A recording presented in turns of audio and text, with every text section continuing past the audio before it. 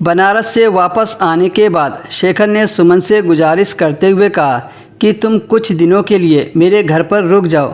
सुमन सब समझ रही थी कि शेखर ऐसा क्यों कह रहे थे, क्योंकि वापस लौटते वक्त गाड़ी में हम दोनों के बीच जो हुआ था उसके बाद तो वह पिच पर बल्लेबाजी करना चाहते थे और इसलिए वह सुमन से रोकने के लिए कह रहा था। मन तो सुमन का भी बहुत था, क्योंकि सुमन को भी पहलवान के साथ खेलने को मिलने वाला था, लेकिन सुमन यह बात समझ नहीं पा रही थी कि हम दोनों का मिलना कैसे होगा, क्योंकि घर पर इतने सारे लोग थे, चांस मिलना बहुत ही मुश्किल था। जब सुमन लोग बनारस से वापस आए तो रात का खाना खाने के लिए सब इकट्ठा हुए।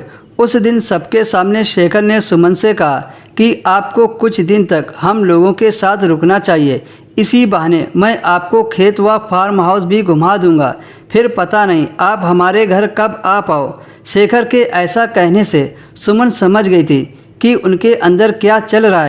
वो सब समझ रही थी कि शेखर उसे फार्म हाउस में ले जाकर क्या करना चाहते थे। सुमन मन ही मन सोचने लगी कि शेखर तो काफ़ी होशियार आदमी है। उसके बाद सुमन ने भी सबके सामने वहाँ रुकने के लिए बोल दिया। बस शेखर तो सुमन की इजाज़त लेना चाहता था। अगले दिन शेखर ने फार्म हाउस जाने का प्लान बना दिया। दूसरे दिन सुमन शेखर के साथ दोपहर का खाना खाने के बाद फार्म हाउस जाने के लिए निकल पड़े। शेखर का फार्म हाउस लगभग 30 किलोमीटर की दूरी पर था और उन्हें करीब आधा घंटा लगने वाला था।